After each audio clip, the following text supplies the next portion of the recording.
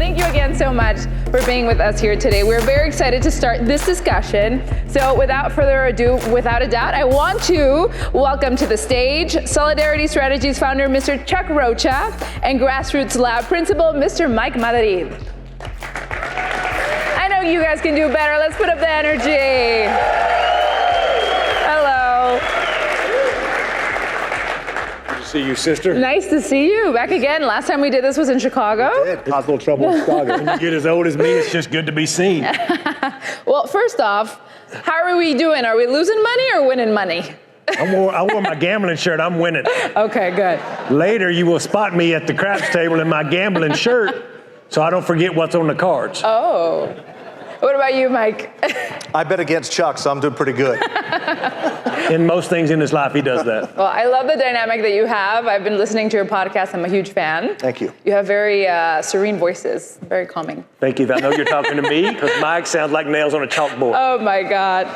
All right, I want to get into it because we obviously have to talk about the news of the week, the executive actions that were signed by President Joe Biden, protecting the undocumented spouses of U.S. citizens, as well as providing work visas for some dreamers. And this came a few weeks after the executive action to close the border to asylum seekers, depending on different conditions. Some would say this is a bit contradictory, but as we saw and as Arturo spoke about, within our community, there's a little bit of mixed emotions when it comes to immigration. Yeah. What have you guys seen?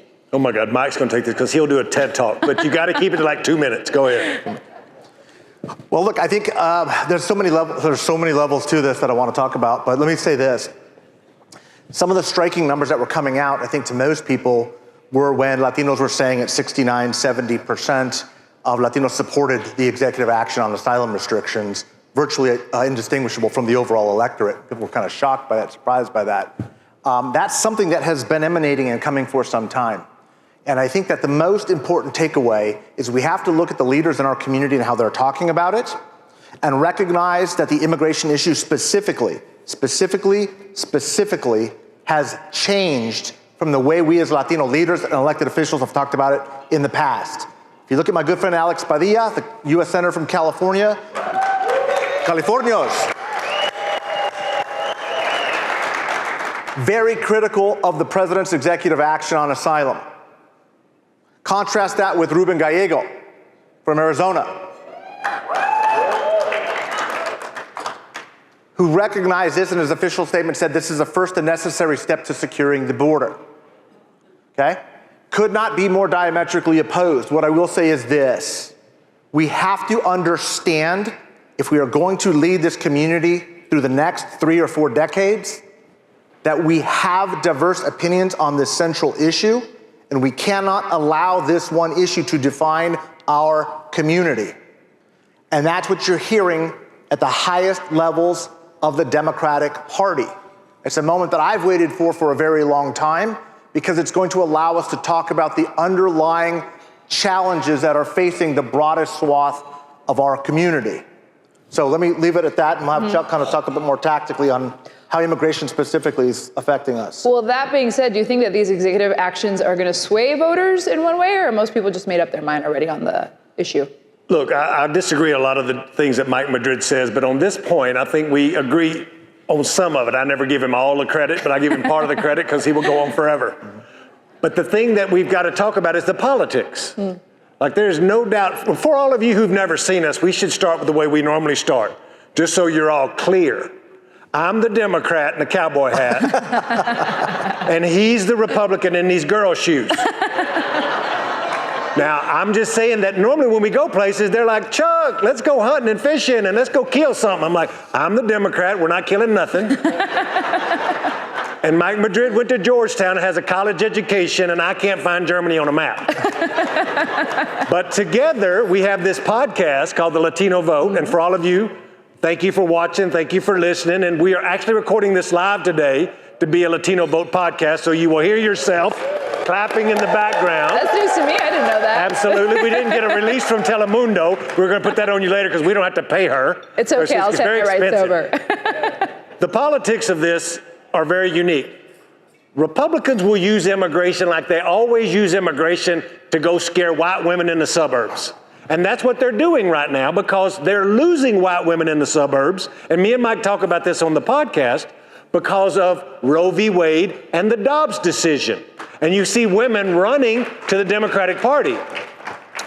But the Republicans see that, and they need to stop that if they want to win the election, because that's an electorate that they've always relied on.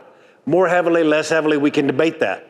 But the way that they do that is by scaring the shit out of them, saying all these brown people are just flowing over the border. They're going to, as Mike said in his new book, you should buy his new book, The Latino Century, that put it up to prop. You should buy this book.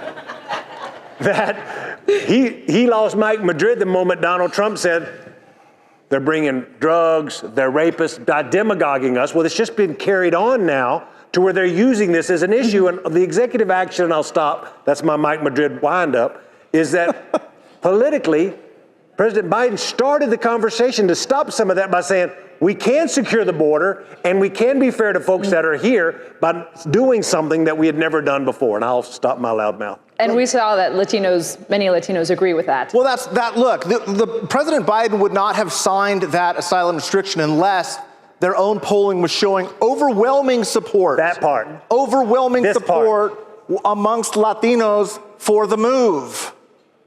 We can like that or not like that. I'm not a personal fan of the policy, but I think it's brilliant politics. I'm going to give it to the guy. Despite all the criticism that he's going to, go ahead, have it. Despite all of the grinching I thought we were going to hear from the Democratic Party, I was like, oh boy, Biden's going to get it. He's going to get it. And you know what? Silencio.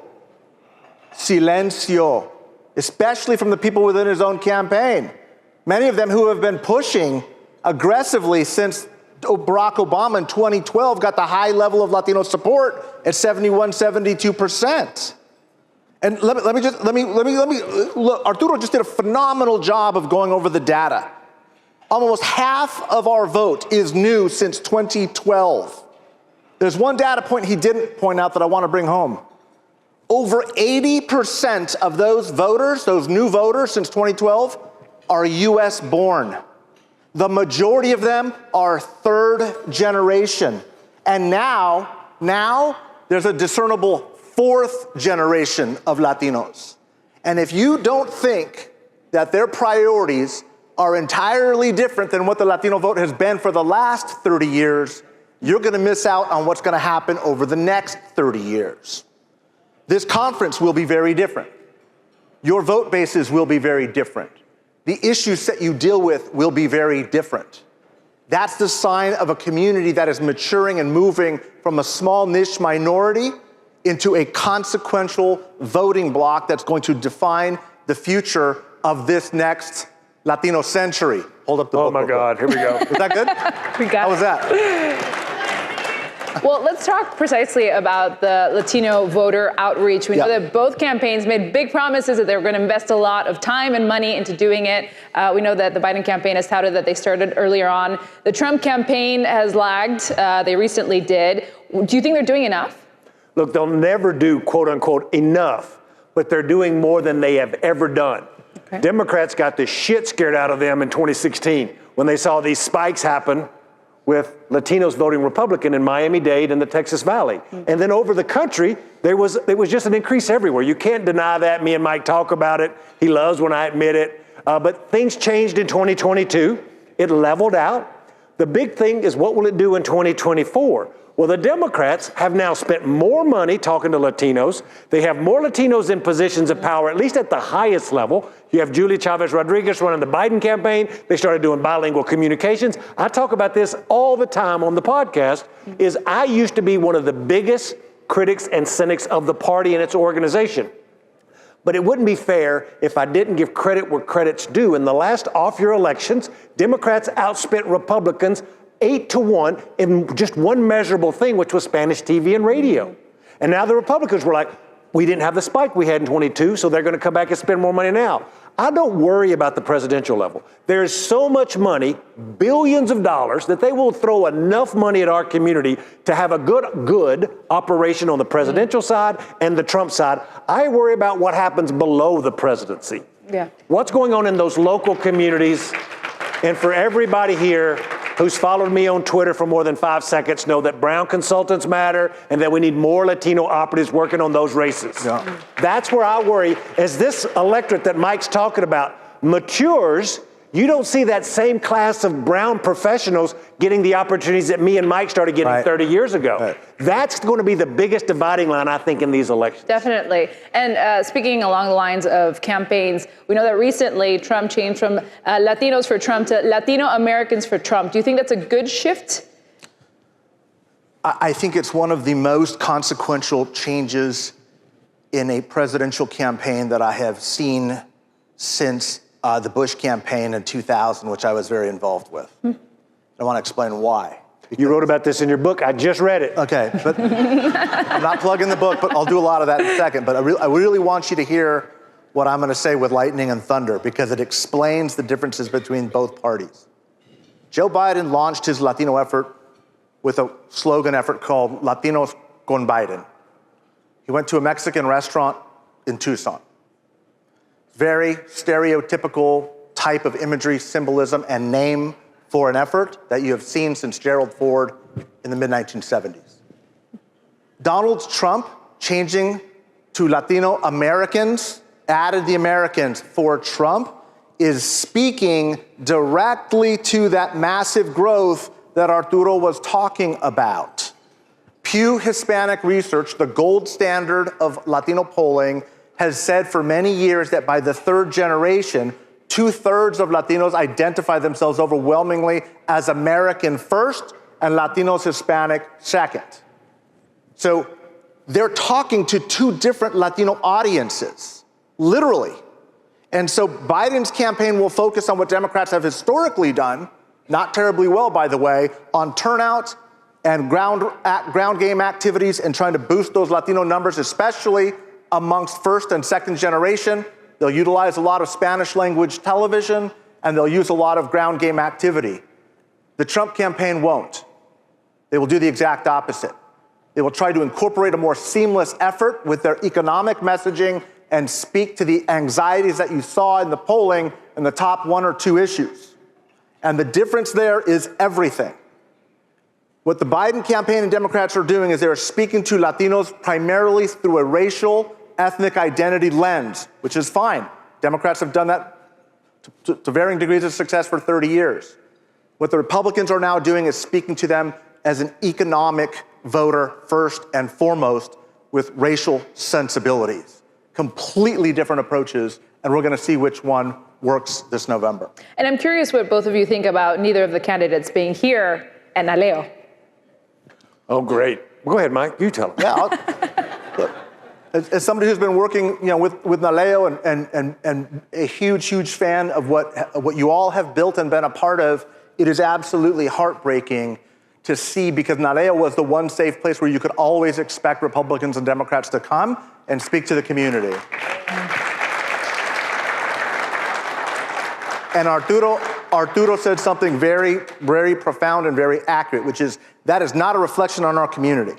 It is a reflection on the state of our politics.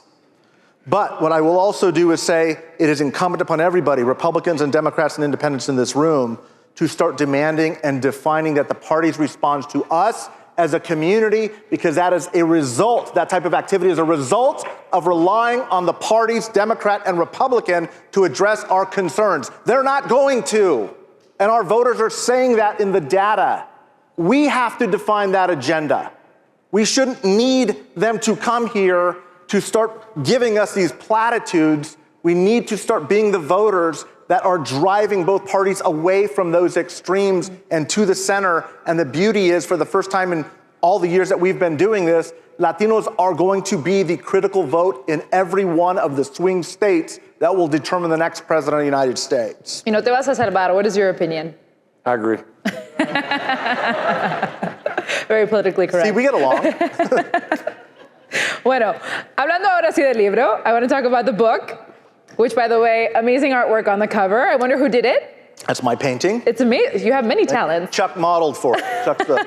This is Chuck, in case you can't see. But the Latino Century, How Americans' Largest Minority is Transforming Democracy. Obviously, you wrote a whole book on this. Yeah. But in a nutshell, Yeah. how would you say we're transforming democracy? Wait. Let me talk about the book. Yeah. So it ain't gonna surprise none of y'all that I don't do a whole lot of reading. But I discovered audiobooks and it's changed my life. Now, I wrote a book, let me be clear, called Tio Bernie, that a lot of you bought and read. I appreciate that. And my soon-to-be wife, Ebony Payne, in 30 days, she'll be my wife.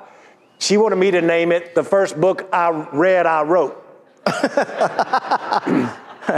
I say all of that to say, for the last 3 days since the audio book finally came out, with a great author, by the way, the guy who's reading it is really good. I don't remember his name. It's not me. What's his name? Leo Sorio. Yeah, he's good. So I'm now on chapter 6. And this is what I want to say about the book. It's like, the book is like crack to me now because I know Mike so well, but I didn't know Mike so well. So I didn't know about Mike's Nana, and I had a mamaw. So we talk about our grandmothers being such an important part of our lives, but our grandmothers couldn't have been more different. My mamaw was a white woman. His Nana was a Mexican immigrant. My grandma Carmen was a Mexican immigrant. To his generational thing, I'm third generation, my boy is fourth, and those Rocha boys you see on my social media are sixth. So me and Mike, in the first 6 chapters of this book, illustrates how different we are. I mean, from when he used to get the freaking newspaper at his house when they moved out into the suburbs, him and his folks, he would read the news from the newspaper.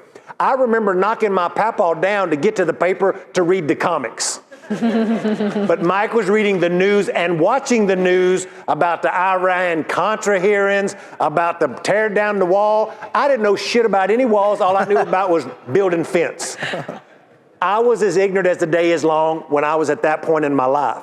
The things I discovered later in my life would bring me and Mike together, which was this path through politics where neither one of us were getting the respect we deserved. When he went and did an interview to be the political director and got the deputy political director job, but wasn't being paid the political director, but was doing all the work, was the same story when I got the job as the political director of the steelworkers, but they called me the political coordinator and I was only making 40 grand a year.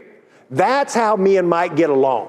And when you read my book, Tio Bernie, and you read this book side by side in the first 5 chapters, he grows up to be this Republican operative. I'm this left-wing labor activist, redneck-sounding folks, but we both love our community. Yeah. We have a vision for our community that ends at the same place, which is prosper for every brown kid that had to go through what we went through. We just get there at different routes. Yeah. And that just represents our community in general, and I didn't mean to step on your book, but I've been moved by the book in the last couple of days. Yeah. There's some beauty in that, and I think it is rare. My story is I came up grew up in a family of Democrats, working class Democrats. I would say that we were paycheck to paycheck, but we never made it from one paycheck to the next one. I think many of you guys can relate to that life. That's a lot of the families that you represent in your districts. And when we talk about the economic condition of where people are at today, I wanted to tell it through the trajectory of my own life and my own experience. Chuck does this very eloquently too, is when you've lived that life, it makes you a better consultant. And we're a lot better than a lot of the other Ivy League guys, that we're competing with white guys that are trying to talk to our community. And the difference is, one of the things that I really have loved about being in this profession is I get along a lot better with Latino Democrats than probably anybody else, because I know them and I love them and I grew up with them. And as much as I may disagree with them on some policies, there's absolutely never been a question as to whether or not both of us were working for the betterment of our community. It's why Antonio Villaraigosa asked me to run his campaign for governor. It's why Alex Padilla and I have been friends since our mid-20s. It's why I've worked with and volunteered for every Latino leader of our caucuses in California and know most of the folks in DC. And I say that only because I try to use those stories to be an example of where our community is going and the need for us to come together and define a Latino agenda that is expansive, that is aspirational, and that focuses on blue-collar working class people. And that doesn't need to be a Democrat or Republican agenda, as much as both parties are trying desperately to require us to put at one side or the other. The book was supposed to be a very data-driven book in my own head. I wanted to put out a bunch of polling numbers, crosstabs, graphs, and charts. And Simon & Schuster came back and said, we're not doing that. And I said, well, why not? And they said, because only you and 3 other people want to read that book. You need to tell a story so that people can understand and grasp it through a real life experience. And I think that's what I've accomplished. And Chuck's a big part of that book as well. Not in the first 6 chapters, but you'll get to it. You'll be in. You mentioned me finally in chapter 2. Yeah. But the main takeaway of the book, and I want you all to understand, is this. At a moment in time when people are very rightfully concerned about the underpinnings of democracy, when people are worried about whether or not the American experiment and the idea of what this country stands for is going to exist beyond November, I will say this with every ounce of fiber of my being. There is no reform. There is no electoral college reform. There is no constitutional change to the electoral college or dark money or stopping foreign influences from involving themselves in our democracy that can save us. The only thing that can save us is a culture that has trust and confidence in our institutions and believes in each other to build a better society. And that's why every day, all of those Latinos that Arturo was talking about that come onto the voter rolls bring that blended culture. We have a higher level of trust and confidence in our institutions than any other race or ethnicity in this country by a wide margin. We believe in the idea of America, even though we have never fully had a place at the table for it. And we, all of you, especially as elected officials, will be driving that change to determine whether or not our culture can sustain the battering that it has taken. That is the only thing that can save America, and it is truly embodied in the hope and the aspiration of the immigrant. It is what refreshes us. It is what keeps the American mythology and the American idea alive, and the book is a very hopeful one about our ability, ours as Latinos, to save the country and where it's headed. I think that merits a round of applause, just because in an era that we're living so much divisiveness, of so much polarization, that you two can sit down at a table at whatever you do for your podcast and just have these dialogues and have these conversations. I think we've lost that so much in our society, and it's really disappointing because it's part of democracy at the end of the day, and it's necessary for us to keep growing as a country. Because we do it remotely. You do it remotely, so you maintain the peace. I don't have to sit with him. I will say this, though. Some of the best parts of working with Chuck is sometimes I'll be working for a candidate, be a Latino candidate somewhere, and I'll just pick up the phone and say, I don't know how, I got this problem. How would I solve this? And vice versa, he'll do the same. And if it's to help a Latino get elected somewhere, Gary, Indiana, or somewhere, we volunteer and throw in and give our best efforts to help a Latino somewhere to put them in a position of leadership somewhere in the country, because we both believe in it, and that is important. Putting the party aside. And I know also, I've been listening to your podcast as well, and you mentioned something. You said Latinos are the moderate voters of both parties. Yeah. New emergent political view. Can you delve deeper into that? Because I just think that's so interesting. How do we be more moderate? This is the party that is going to be able to capture the hearts and minds and votes of a multi-ethnic working class is going to be the dominant party of the next generation. The Democrats, as much as they don't like to hear this, sorry, Chuck, is they're having a real problem with the working class piece of that. They're losing the working class. And that's not Mike Madrid saying that. That's the working class voter voting with their feet and moving towards the Republican Party. The Republicans have had a problem with the multi-ethnic part up until recently, when Latinos and African Americans and immigrants by themselves of every nationality and origin are moving to the right because of that working class problem. So I think that we have to first kind of grasp and understand that if you focus on those economic issues for the middle class, and both parties right now are completely consumed in the culture wars, Latino voters are the moderates in both parties. But to Arturo's point earlier too, and that was a fantastic data presentation, we have the weakest party anchors of any partisan anchors of any race or ethnicity in the country. We're rejecting everything. I said earlier, we have the highest level of trust and confidence in our institutions. There are 2 exceptions. It exists for higher education and the church and the media and the government and the military. We support all those at very high levels. You know what the 2 institutions that we don't? the Republican and Democratic parties. Our voters are just saying, ya basta, enough. I've had enough. They're just checking out, and they're either not voting or they're leaving one party, or increasingly, as you pointed out, moving towards third-party candidates. Now, will some of that change as we get closer to the election cycle? It will. But this is going to be a definitive feature of democracy going forward, and it's why I am urging you, somewhere in this room, there will emerge a national or a couple national leaders that are articulating an agenda for Latinos are heading. It is not going to be in the party's structures as they exist. It will not, I assure you that. So, couple things. First of all, in his book, he uses a lot of big words, and you can see this Georgetown degree, so don't let him put all that on you. There's a lot of big words in the book. That's A. B, one of you smell really good, and I can't figure out which one of y'all it is. Not me. No. Three, I never went to college. I was a single father. I got a criminal record, and I try to explain to Mike Madrid all the time that these are called calluses that are on my hands. And I love Joe Biden.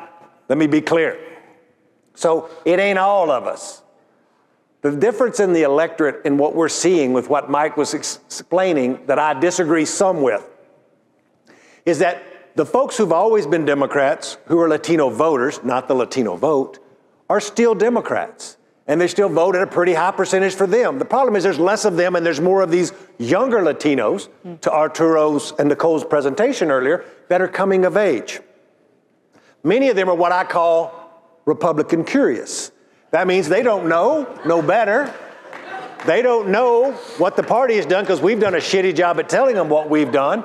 And they're the fastest growing, and Mike says this a lot, they're the fastest part of the middle class that is growing that didn't go to college. A lot of them work in construction trades. A lot of them, I was telling Mike a while ago that I was watching focus groups. I won't say it to all of y'all. I'll just say in a congressional race in California with a bunch of hairy-legged men that were like 35 to 45 who had a couple kids and some dogs, sounded a lot like me, figuring out how to make it through life. And I'm asking them questions about, what do you think about this congressional ad or this one? What do you think about the price of gas in California? Like they were like, again, they're just kind of fed up with the system. Now, 15 years ago, they were rock solid Democrats in their 20s.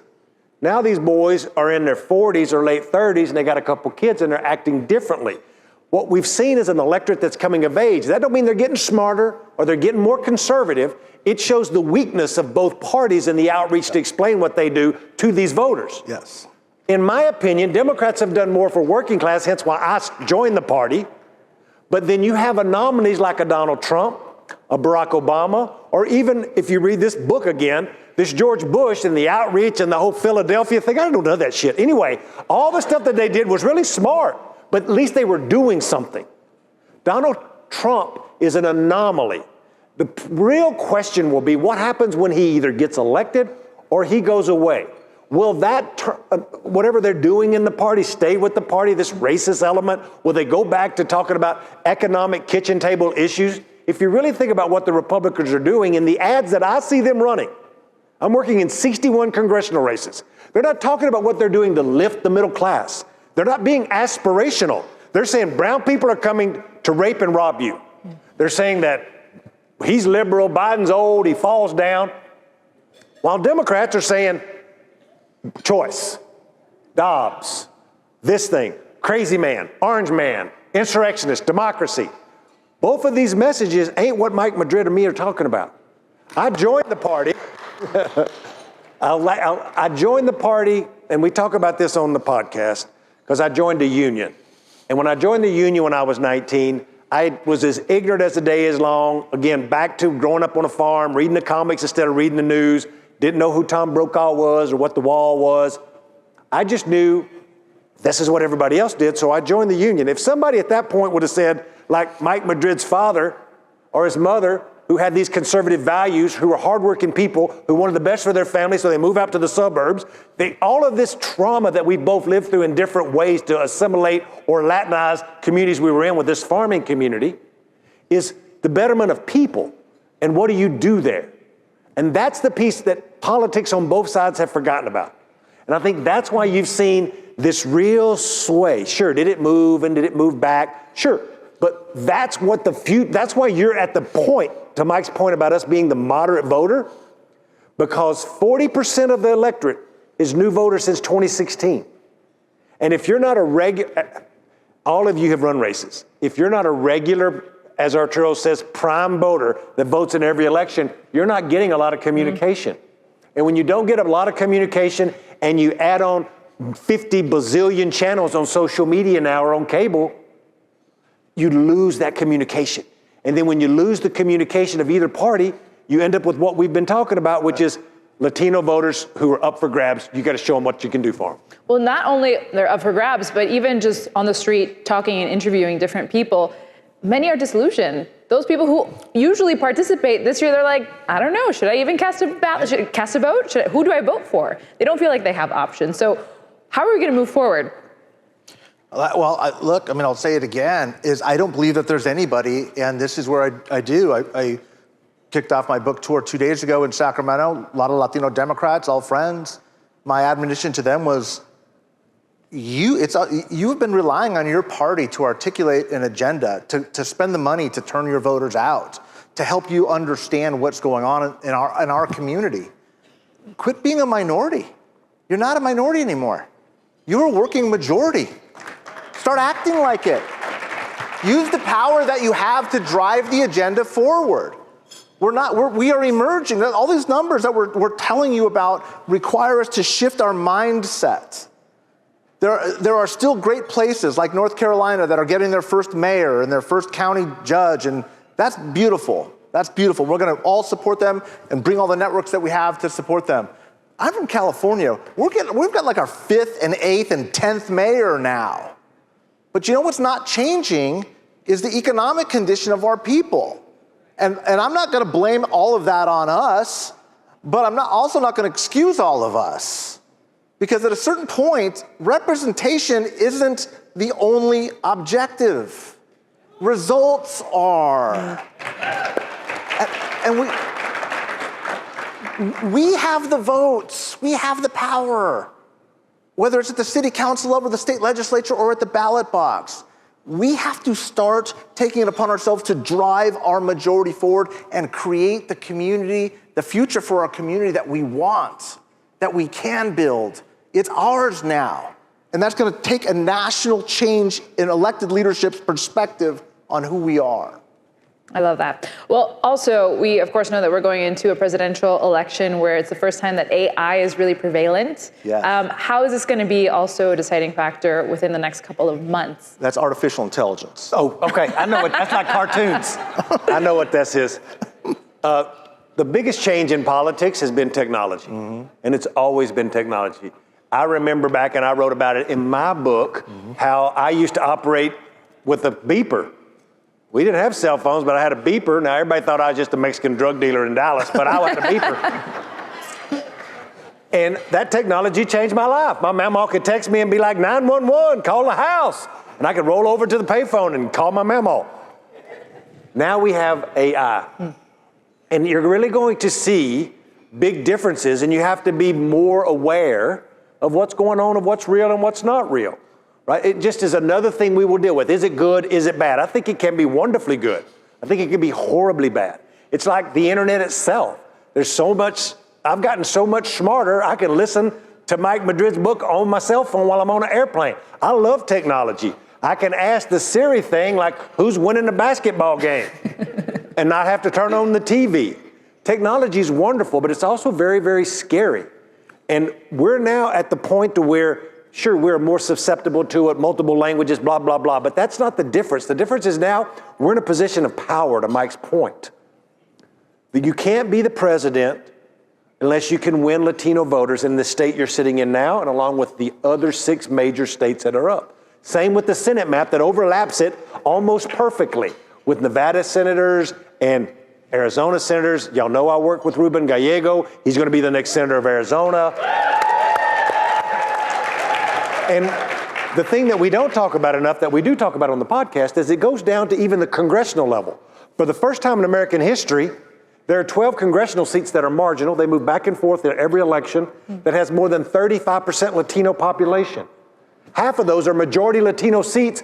Half of those are in California, in the Central Valley and outside of LA, and a bunch of them in New York City. Now you'll see AI have a more dramatic effect just because we're going to be the focus of more attention in every one of these elections that even white consultants cannot ignore because we're just a bigger piece of the pie to win the election. I think that's where you see AI have a bigger effect. And we have about 12 minutes left, so I want to get into the issues. Obviously, we've been talking about the issues that matter to our community. So first and foremost, we've seen that the economy is number one. Obviously, our community is feeling the effects of inflation, of high interest rates. Do you think that this is going to be a deciding factor, especially considering that polls show, the Ipsos Telemundo poll shows that, Axios Ipsos Telemundo poll shows that many think that Republicans do better when it comes to economy? There was too many people in that poll. You got to do this one. Let me say this about the economy. I think both parties are approaching this very differently. And there is a funny curiosity about polling where you could be in the middle of a Great Depression, but if there's a Republican president, the Republicans say the economy's going great. And if you're in the middle of a depression and the Democrat's president, the Democrats will be like, the economy's going great. The one group that is really actually, and voters have been saying that we've been heading in the wrong direction for a number of years now. I'm not a big believer that most voter groups are voting on the economy anymore.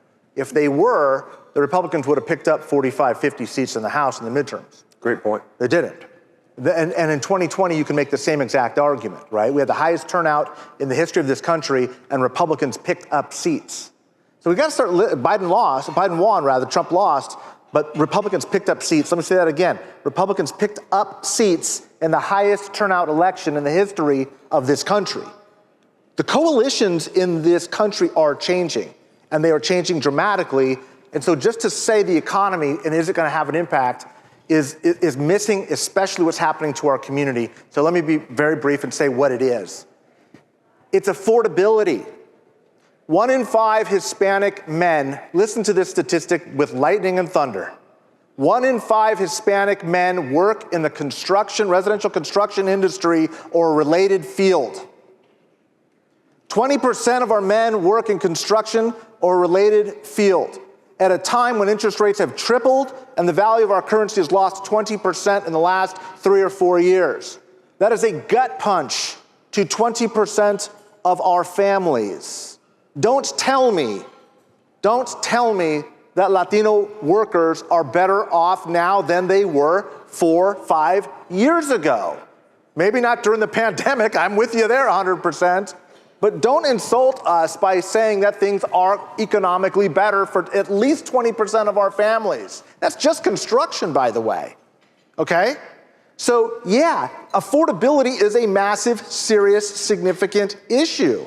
And until we start doing something bold in our policy making and our policy proposing, like a Marshall Plan for housing to get hammers swinging again and sticks back in the ground and food back on the table, they're going to feel it in our communities, in our neighborhoods, in your neighborhoods. So is the economy going to play an impact? It's going to play a very significant impact for a small sliver of voters. But you know what? That's our sliver of voters. Those are our people. We're the ones. We're poorer. We're middle class. We're lower middle class. We're the ones impacted by the economy. I'm not worried about people, grinching about the price of the ham dinner at the country club. They're going to be fine. I'm worried about the people that are making that dinner possible, serving that food, keeping that country club running. That's the agenda I want to see. The Democrats have been doubling down on abortion rights, as you've mentioned a couple of times. Yes, we've seen it. Do you think that's going to turn out Latino voters? It'll turn out some Latino voters. And look, politicians and parties and even organizations that are partisan are lazy. And they're lazy because they do a certain amount of polling because they've run the same campaigns in a box. Again, I learned this from Mike Madrid on a plane right here, that everything that he was told, I was being told. We were in separate parties, and you have to run a campaign this way. And both groups are still running them that way today. They go out and they ask voters with polling, what do you care about? And does this thing move you? And what do you think about Dobbs? And what do you think about immigrants and immigration? And the campaigns will be overwhelmingly, and they already are, y'all. Anywhere if you live in a targeted congressional race or Senate race, we're on the air with TV ads now.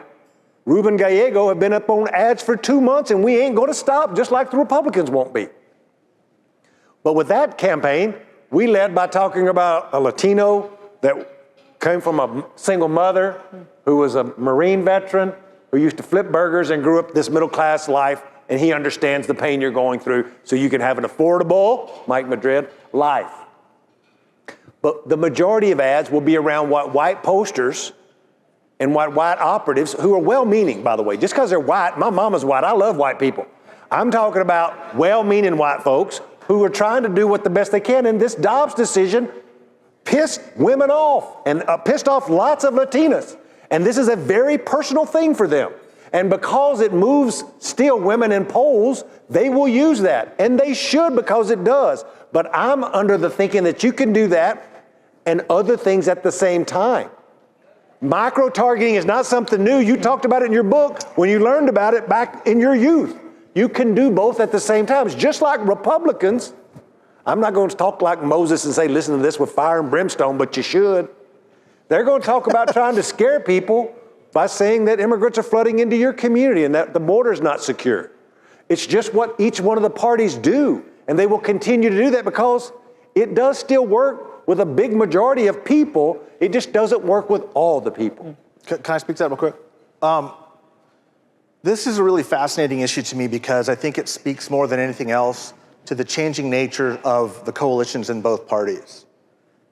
Dobbs and abortion rights are a winning issue for Democrats, even amongst Latinos, Latinas. What I will say is it always has been, by the way. It never has not been. The question is how significant those margins are. But here's what I find fascinating about it. Biden has spent an unprecedented amount of money, unprecedentedly early, with Latino ads focusing on all these states. And you know what? His numbers have gotten worse. I saw an ad that they put out where it's a middle-aged man with his 2 daughters. Many of you probably saw this ad in Spanish, saying, I'm an Iraq veteran and I'm kind of, I work for a living and I care about abortion rights. It's the most peculiar damn ad I'd ever seen in my 30 years of running campaigns. The main reason why was I didn't know who they were talking to, and I'm absolutely convinced they didn't either. And here's why. Dobbs is a winning issue for Latinas. There's no question about it. It works. It is. We have the largest gender gap of any race or ethnicity in the country. Our women are voting for Democrats at greater rates than our men who are moving towards the Republican Party. And that's where the Democrats' problem is. They don't have a problem on abortion rights with Latinas. They know that. They have a problem with economics and economic populism with men. And what I'm convinced of equally strongly of is they are ceding that ground. They are saying the days of Democrats getting 70% plus of the Latino vote are gone. And when I hear these consultants from Biden's campaign saying, oh no, it didn't happen. There's been no rightward shift. There's no rightward shift. Now they're saying, oh yeah, it wasn't that big. It's not that much of a problem. It's only 35%. And after 2020, then the 2022 cycle, they're saying, oh, well, yeah, okay, it happened, but it didn't happen even more. So I guess things aren't all that bad. These are really big numbers for a Republican. I've been doing this for 30 years, folks.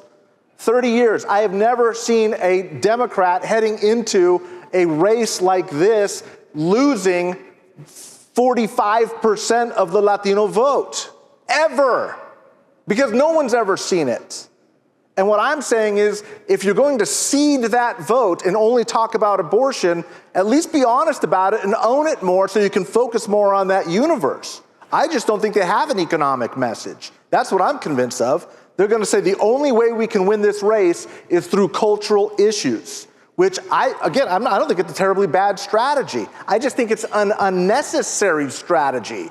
You can do both at the same time. They are choosing not to. All righty. Well, we got 3 minutes left before I let you guys go. I want to know what other races you're following, which are the most important, the ones to watch where Latino vote is really going to make an impact. Ruben Gallego's race in Arizona. Look, in the same way that Jim Clyburn, African-American man, saved Joe Biden's political career in the primaries in 2020, I believe Ruben Gallego is going to save Joe Biden's presidency, because he is going to pull enough Latino voters across the voting booth line to deliver Arizona for Joe Biden. It is his best shot. So Arizona's key for me. There's a handful of House races. I would say Arizona too. Thanks, Mike, for saying that, because I think that Ruben is a one-in-a-lifetime candidate because of what he's done to serve his country, and that because he's one of my really good friends, I know he really believes it. Me and him both have had to work for people who really didn't mean it, who just were doing what they did, and they were narcissists, and they love themselves, and they like to see their pictures on yard signs. But there's houses. Nobody in here. None of y'all. Hell no. Yeah. I'm still going to mess with half of y'all who still hire white consultants. But anyway, then get back to the House races. Is that pay attention to California and New York congressional races with Latino politicians. Because there's no presidential contest there. Biden and Trump ain't spending money in LA and San Francisco, just like they're not spending money in New York. Watch these races. Watch California 22, watch California 13, and watch California 27. All majority Latino districts. Watch New York 18, 17, and 2. Those are the 3. These will determine who controls Congress.